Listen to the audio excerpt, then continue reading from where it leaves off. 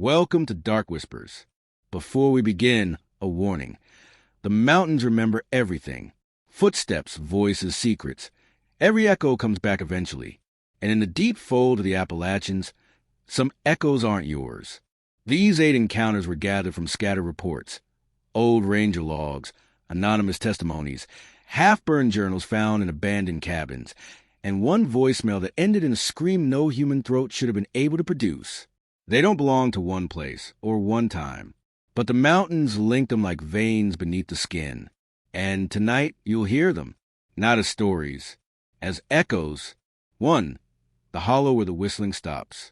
Evan Clater, a quiet man who lived alone near the abandoned mining route above Blackbriar Ridge, had one rule: never whistle in the woods after dark. Not superstition, experience.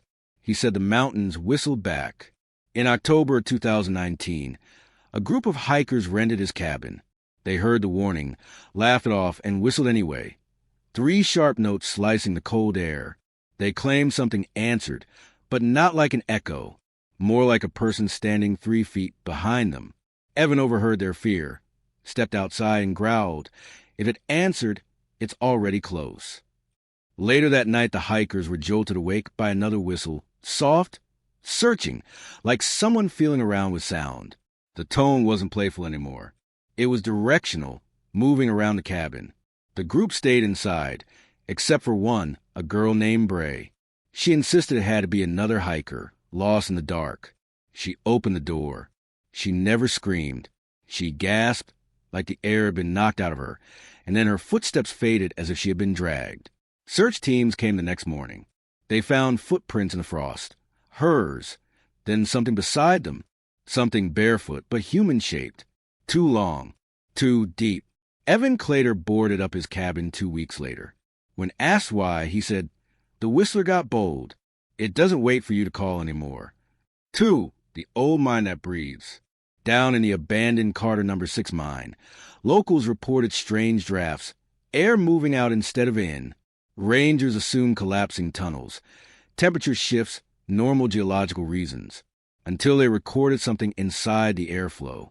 When the draft passed near a microphone, the audio picked up what sounded like words, not English, not any language recognized. The cadence, if slowed down, matched human breathing patterns. A spelunker named Jonah went alone with a chest camera and a CO2 meter. 30 minutes in, the meter spiked. Stale air, too much exhale, not enough inhale. Then Jonah whispered into his recorder, "I think something down here is breathing with me." His footage gets shaky. The draft grows stronger. Dust lifts from the ground. He aims the camera deeper into the tunnel. And briefly, just a split second, 2 pale shapes appear in the beam, withdrawing like lungs inflating. Jonah's final words: "It's mimicking my breathing. I can hear myself twice." His body was found 3 days later at the entrance. Eyes open, lungs full of air that wasn't his. 3. The voice beneath the floorboards. In 1974, a child named Abby Tressler kept telling her parents she heard a girl under the house. Her father checked for animals. Nothing. They assumed imagination. Until the girl's voice started calling Abby by name. One night, her mother heard it too, soft, urgent whispering, "Abby, I'm stuck. Please pull me out." The voice grew more desperate every night, scraping, begging, shifting from a whisper to a wet gargle. The floorboards eventually began to bulge. Something pushed upward, boards cracking, nails lifting. The Tresslers fled the house. When investigators arrived, they found the floor torn open from below, yet the crawl space was empty, the soil untouched. No tunnel, no animal, nothing that could explain the damage. But one of the investigators swore that when he turned to leave, someone whispered behind him, "You pulled away, but I'm still coming." 4. The lantern on the ridge. A ranger station near Rushing Creek saw a lantern moving along the ridge every night at 2:17 a.m. Same path. Never closer, never farther. He finally climbed the ridge to confront whoever was trespassing. When he approached, the lantern turned away, always the same distance, a perfect mirror of his own steps. He radioed for backup, but his signal dissolved into static. He called out, "Stop! Show me your hands." The lantern paused, then slowly dimmed, like a breath-extinguishing flame. But instead of going out completely, the light sank downward as if carried into the earth. The ranger stared at the spot. The soil was undisturbed, yet the faint orange glow pulsed beneath it, descending deeper. For weeks afterward, he dreamed the light crawled up through his bedroom floor. And one night, the dream wasn't a dream. The same orange glow shimmered beneath the hardwood. When he turned on the lamp, it vanished. He quit the next morning. 5. When the echo answers wrong. A group of college students near Price Hollow tested echoes for fun, shouting jokes into the valley. At first, the echoes came back normally. Then one of them, Briar, yelled, "Hello." The echo returned. Not alone. They froze. The word didn't match. But they convinced themselves it was wind, distance, tricks of the terrain. Until Briar whispered, "Guys, what if someone else yelled back?" Another student shouted, "Say something if you can hear US." There was a long, awful pause. Then from the valley, "Already here." Leaves shifted. Branches cracked. A shadow stood at the tree line, not approaching, just listening. They ran, but the echo followed, footsteps matching theirs on the opposite hill. Only 3 made it home.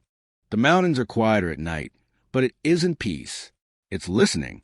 And once something in these woods learns your sound, your breath, your stride, the rhythm of your heartbeat, it doesn't forget. Part 2 continues the dark trail of these 8 encounters, stitching them deeper into the living skin of Appalachia. By the time you're done here, you may begin to feel watched. That's normal.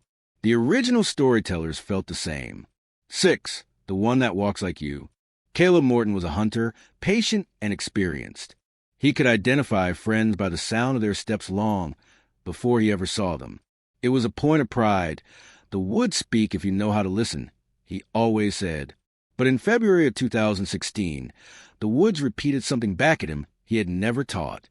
Caleb was tracking a deer through a tight ravine when he heard footsteps behind him, heavy, slow, dragging slightly on the left side, exactly like his own limp from an old ATV accident. He spun around, expecting to see his nephew catching up. Nobody. He moved on more carefully, but the footsteps returned, closer this time, matching him perfectly. When he stopped, they stopped. When he turned, they paused. When he breathed, something behind him inhaled too deeply, as if trying to understand how humans breathe. Caleb later wrote in his hunting diary, "Whatever's following me ain't an animal. It's learning, practicing." At dusk, he took a shortcut over a ridge to lose it, but as he descended, he heard his own voice whisper from the treeline, "Caleb, slow down. You'll hurt your leg." He froze. That was something he told himself often when climbing. He never said it aloud. The voice mimicked his tone perfectly, but not the emotion. It sounded too flat, as if reading words it didn't understand. Caleb dropped his rifle and ran. When he reached his truck, something stepped out of the woods. He didn't see its shape, only the glow of 2 eyes that reflected like a cat's, but higher than any man. It didn't chase him. It simply walked back into the trees, dragging its left foot exactly like him. He never hunted again. 7. The tunnel with no end. In the heart of an abandoned mountain pass rest the collapsed remains of the Caraway Rail Tunnel. Locals say it haunted, cursed, or worse than ghosts.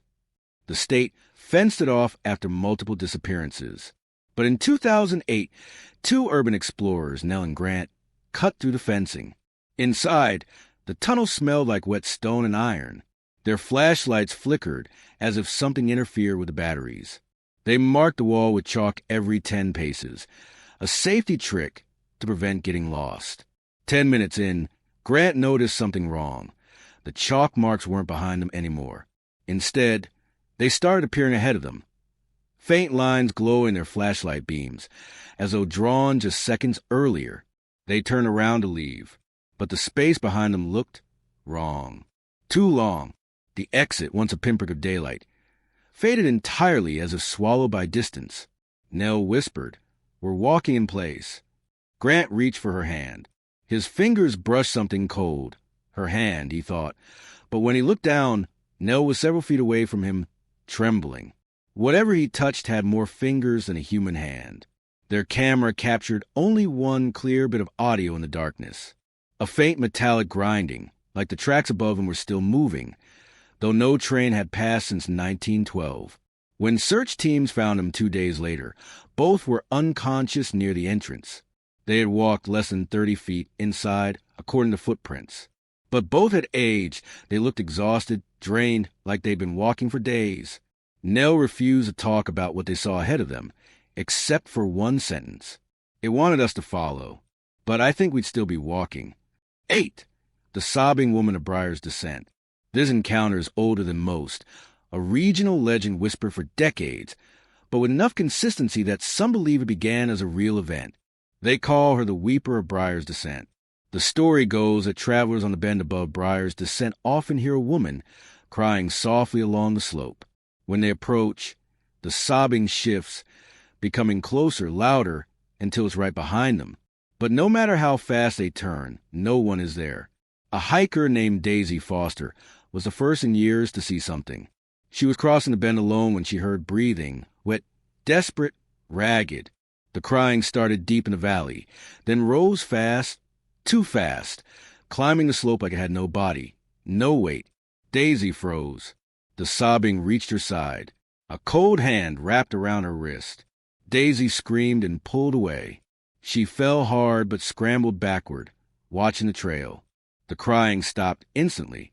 The silence afterward was so heavy she said she could hear the trees thinking. She ran. She didn't look back. Later, emergency responders found dark bruise marks on her wrist. 5 perfect impressions, evenly spaced, like a hand gripping too tightly. Here was the impossible part. The bruises were cold.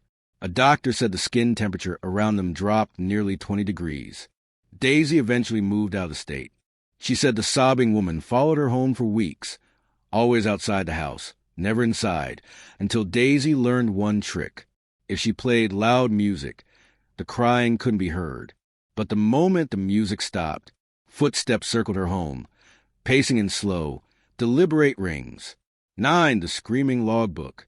The last encounter in Part 2 comes from a recovered ranger logbook, charred on one side, found in an abandoned watchtower near Boulder Crest. The tower hadn't been used in decades. The final entry read, "Something is in the valley tonight. It doesn't move right, doesn't sound right. It screamed, but not at me. It screamed for me." The handwriting after this line becomes frantic, letters slanted, ink blotting the paper. I saw it stand up, too tall. Its spine cracked loud enough to echo. I thought it was a tree. Then it turned its head all the way around. I'm not leaving this tower. If it wants me, it will climb. The rest of the page is blackened by fire. No one knows what happened afterward, whether the ranger set the fire to protect himself, or something else burned the tower down with him inside. Only one line on the last half-burned page remained readable. If anyone finds this, don't answer when the mountains call your name. It's not the mountains. By now, you've heard enough echoes to know the truth. Appalachia isn't empty. It isn't silent. It isn't safe. Everything that lives on those mountains, animal, human, or other, shares the same cold instinct. Watch. Wait.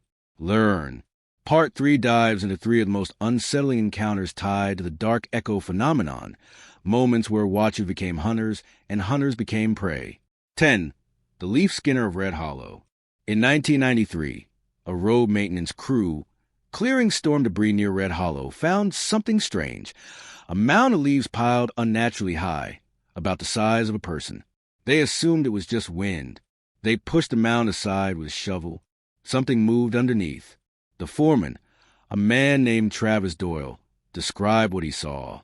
A shape, long arms, wrong arms covered in leaves, but they weren't stuck on it. The leaves were part of it.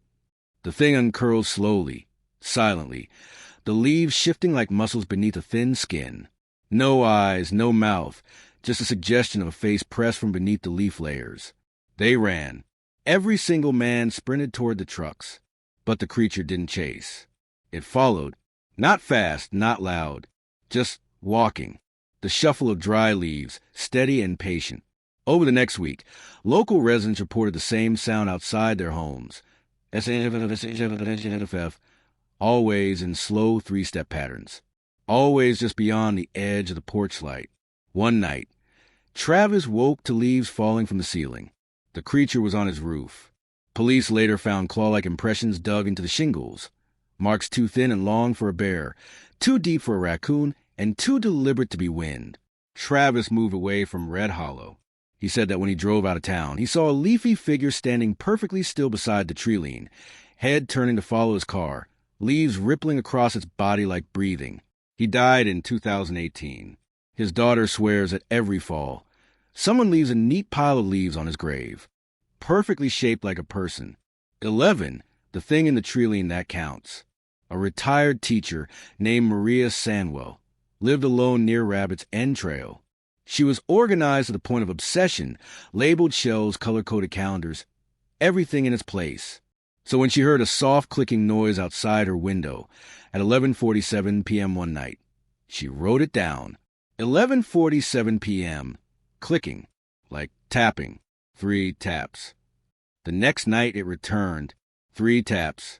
Same time, same pattern. Then the pattern changed. 4 taps, then 5, then 6. Maria realized something chilling. It was counting. She stayed up the next night, waiting. At exactly 11:47 p.m., 7 taps. She pressed her ear to the glass, breathing, slow, heavy, then 8 taps. She turned on the porch light. Nothing. But the tapping continued, now coming from the other window. Maria called the sheriff and barricaded herself in the hallway. When deputies arrived, they found deep, narrow impressions outside the windows, almost like long fingers pressing into the wood. The sheriff stayed with her until sunrise. Nothing else happened. But when he left, Maria found a note slid under her door. 8 tiny holes punched in the paper. A perfect line. A perfect count. That night, at 11:47 p.m., the tapping reached 9. Maria fled the house the next morning. She never went back. Neighbors claim someone still visits at the exact same time every night. They don't hear tapping anymore, though they hear knocking.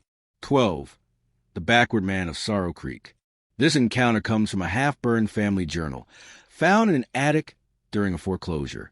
The entry was dated 1981. Saw a man near the creek today. Thought he was lost. Called out to him. He didn't turn around. He faced me. But his body, his feet, they were pointed the wrong way. The writer, a father of 2 named Rodney Hale, thought it was a deformity or injury. He approached to help.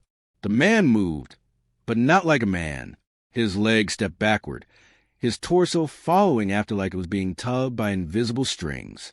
His head remained locked on Rodney the entire time, eyes unblinking, mouth stretched too wide in a smile that didn't change shape. Rodney ran home. He locked the doors. He told his family not to look outside, no matter what they heard. But at 2 a.m., his daughter reported whispering outside her window. "Daddy," she said, "the smiling man wants to know why your feet face the wrong way." Rodney grabbed his shotgun and looked through the living room window.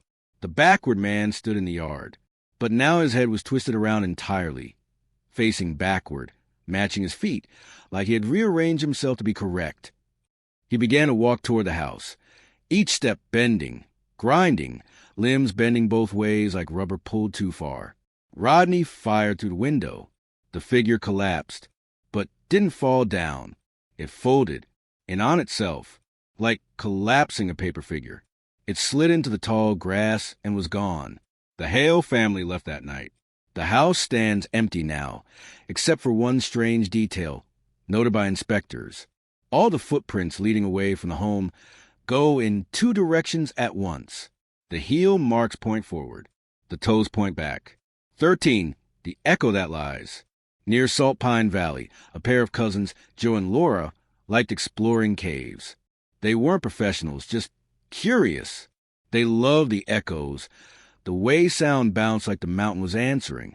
One afternoon, Joe clapped his hands and yelled, "Hello!" The echo came back normally. Then a second echo followed. "Hello!" Softer. Too soft.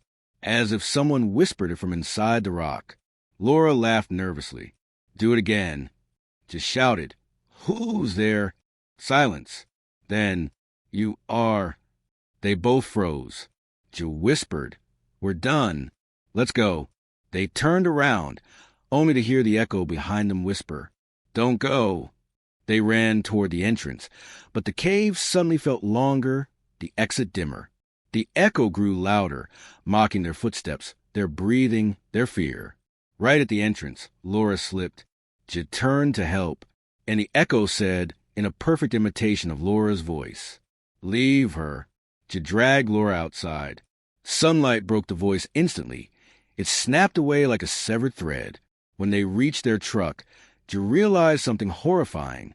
The echo hadn't copied Laura's scream when she fell. It had predicted it, second before it happened. You follow the echoes as far, farther than most ever dare.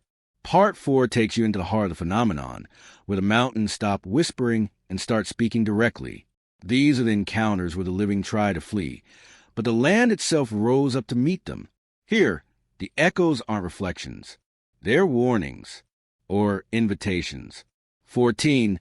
The cabin that wouldn't stay quiet. In 2005, two brothers, Mason and Corbin Tyler, rented an isolated cabin near Wolfbone Gap. It was advertised as a peaceful getaway. No neighbors, no traffic, no noise but the wind. That was the first lie. On their first night, long after sunset, Mason heard knocking. Not on the door, inside the walls. 3 knocks. Slow. Hollow. Corbin brushed it off as animals. Mason tried to believe it. The next day, Mason found deep finger-shaped grooves under the cabin's porch, carved straight into the beams. Not scratches, grooves, like something had been gripping the wood and pulling itself upward. That night, the knocking returned. But now it moved. Knock, from the left wall. Knock, from the right. Knock, from the ceiling. Corbin finally shouted, "Who's there?" Silence. Then a voice inside the wall whispered, "Look." The ceiling bulged. Dust sifted down. The brothers ran outside. From a yard, they watched the roof pulse, boards lifting up, then settling like the cabin itself was breathing. As they fled toward their truck, the cabin door slammed open on its own, hitting the wall so hard the frame cracked. Something inside exhaled, a long, deep breath that blew dust across the porch. They drove away without packing. The cabin was condemned a year later, after a ranger responding to noise complaints swore he heard something moving inside, dragging itself from room to room. But there were no footprints, only handprints, hundreds of them, small, large, overlapping, covering every wall from floor to ceiling. 15. The night game on Blackwater Ridge. This encounter comes from 3 teens, Austin, Richie, and Danny, who loved nighttime hide-and-seek.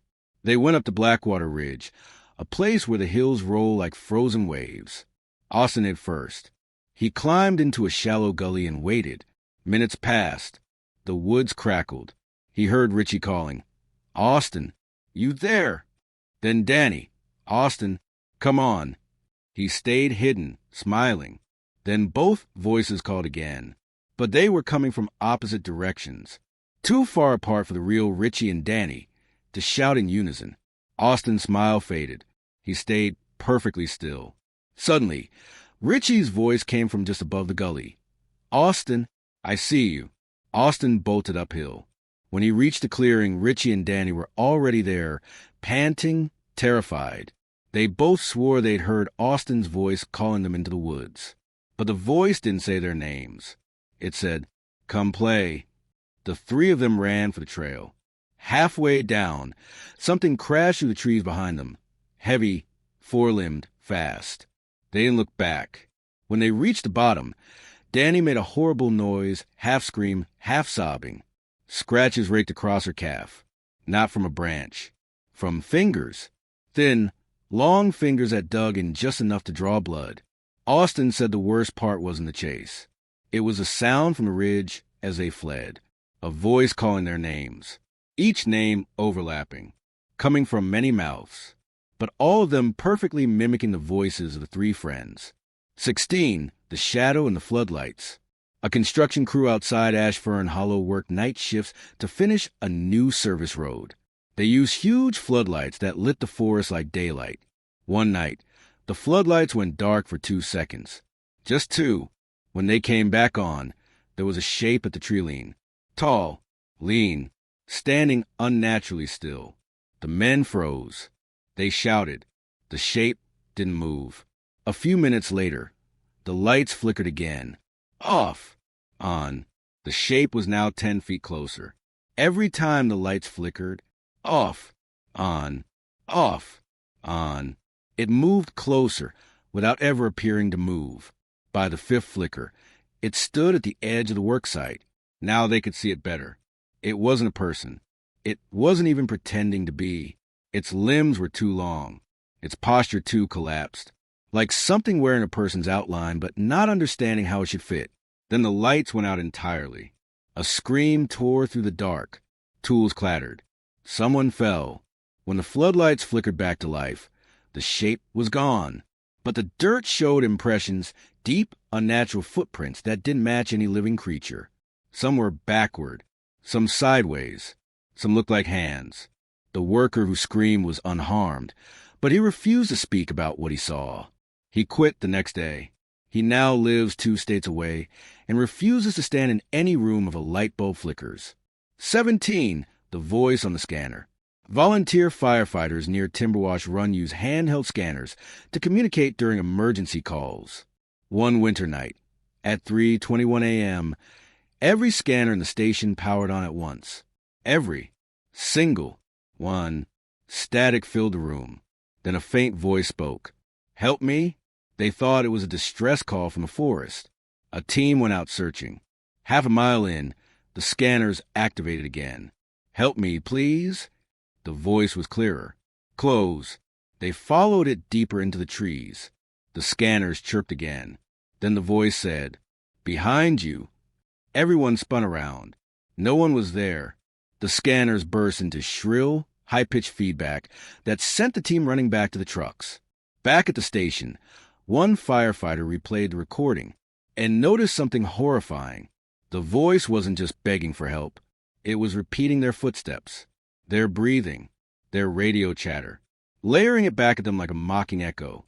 At the very end of the recording, the voice whispered, "Got you. No one uses handheld scanners alone at night anymore. You followed every echo, from the ones that stalk, to the ones that mimic, to the ones that learn. But Appalachia has one last truth to show you. The mountain itself isn't just alive. It listens, it remembers, and sometimes it answers." This final part ties the remaining encounters together, revealing what those who survive swear is the same presence wearing different shapes. Prepare yourself. This is where the echoes converge. 18. The hill that breathed underfoot. In 1979, a geologist named Thomas Wren was surveying unstable slopes near Winifred Pass. He set up instruments to measure underground pressure shifts and sat down to eat while they recorded. At 2:14 p.m., the ground pulsed beneath him. Not a tremor, a breath, a slow rise, a slow fall, like the hill exhaled under his boots. His compass spun violently. Birds erupted from the trees. The air grew warm, unnaturally warm, as if something deep beneath him had shifted closer. Thomas dove away as the ground bulged. Soil lifted in a long, curved mound stretching 20 feet across, then settled again, smooth, almost normal, except for one detail. A long streak in the dirt, like something enormous had rolled over or had just turned in its sleep. When Thomas examined his equipment, every dial pointed to maximum pressure. Something massive had displaced the earth in a single slow movement. He fled the site that night. While reviewing his recordings, he heard something beneath the static of his sensors. A deep rhythmic sound. Wet, organic, breathing. And then, just once, a low groan. Not the groan of rock. The groan of something waking up. 19. The man who heard his name in the fog. Fog rolls thick in Appalachia, but some nights it behaves wrong. Heavy, dense, almost directional. Truck driver Leonard Briggs encountered such a fog on a switchback near Hallow's Spine. Visibility dropped to inches. He slowed to a crawl. Then he heard someone whisper his name. Leonard. He slammed the brakes. He hadn't told anyone his route. There were no cabins nearby, no hikers, no reason for anyone to be in that fog. Leonard, come here. The voice came from all directions. Then it came from just behind his window. He locked the doors and floored the gas. The truck shuddered against the grade, engine whining. In the mirrors, he saw movement, a shape walking the fog, not running, walking, keeping pace with the truck climbing at 20 miles per hour uphill. The voice grew louder, sharper, no longer whispering. Leonard, stop. He tore out of the fog line and didn't stop until he reached a ranger station 20 miles away. When rangers checked the switchback, they found strange impressions in the mud. Deep, oval tracks spaced far too widely for any human stride. Leonard quit long haul, driving the next month. He told people the fog still knows his name. Sometimes, on cold mornings, he hears it whisper through the trees outside his new home, 2 states away. 20, the cemetery that answered back. This encounter came from an elderly woman named Bethany Cole, caretaker of a tiny mountain cemetery abandoned in the 1930s. She visited weekly to clean the stones and clear the paths. On an autumn morning, she knelt beside one grave. Its stone cracked, inscription faded. Bethany sighed and said softly, "Wish someone still remembered you." From behind her, a voice said, "She does." Bethany froze. She knew the voice. It was her late husband's. She spun around. No one. Then leaves stirred across the grave's surface, swirling in a small circle. They formed words, very briefly, before collapsing back into the dirt.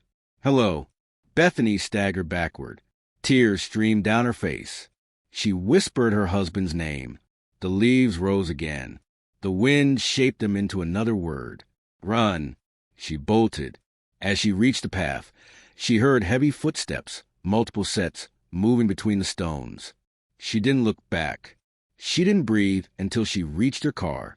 A week later, she returned with a pastor and 2 deputies. Every grave on the hill had leaves carefully arranged in front of them, names spelled out, names long lost to time, all except the cracked stone she had spoken to.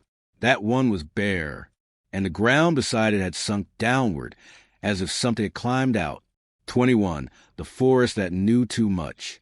2 wildlife biologists, Amara and Seth, set up motion-triggered audio recorders in Deep Briar Timber Preserve. Their project was simple: track nocturnal predators. The first night produced nothing unusual. The second night produced something impossible. One recorder caught the sound of footsteps, slow, measured, moving in circles around the device. Then a voice whispered, "Why are you listening?" Seth accused Amara of a prank. She denied it. They checked the logs. Both were miles away at the time of recording. The next night, a second recorder captured the same voice. But this time it listed facts. Amara's hometown, Seth's childhood address, their ages, their research topics. Information neither had spoken aloud near the machines. Then the voice said, "I know you." And after a long pause, "Do you know me?" Amara shut down the project immediately. She and Seth drove out of the preserve before sunrise. A month later, both received blank envelopes in the mail. Inside each envelope was a small SD card. Each card contained a single audio clip, footsteps, breathing, then the same voice saying, "I miss your questions." 22, the last echo. This final account comes from a hiker named Ellis Reed. He vanished in 2014. His backpack and phone were found near a cliff ledge, but not his body. On the phone was one video, only 37 seconds long. In it, Ellis is running through the woods, gasping. He keeps looking over his shoulder. At second 12, the audio picks up a distant voice calling his name. At second 19, the voice calls again, closer, but it uses Ellis's exact tone, pitch, and breath pattern as if duplicated. At second 24, Ellis whispers, "Stop copying me." At second 29, the voice whispers the exact same words, with the exact same fear. At second 34, Ellis turned the camera toward the darkness and screams. But the scream that echoes back isn't his. It's deeper, older, almost disappointed. The final 2 seconds show something terrible. The forest exhaling, branches bending inward, leaves spiraling down, as if the whole mountain took one slow breath. Then the video ends. Search teams reported one detail Ellis never captured. They heard someone running through the woods during the search. Footsteps. Heavy, wet, clothes. But every time they called Ellis's name, something else answered. Not a shout, not a voice, a whisper. Here, the truth beneath it all. Across every encounter, stretching decades, across counties, across lives, people described a presence that learns, a presence that mimics, a presence that hunts without rushing, a presence that remembers names, a presence that moves without shape, a presence older than the mountains themselves. These aren't 8 separate entities. They're 8 masks of the same thing. Something patient, something ancient, something listening, something that waits for anyone who wanders deep enough into the quiet.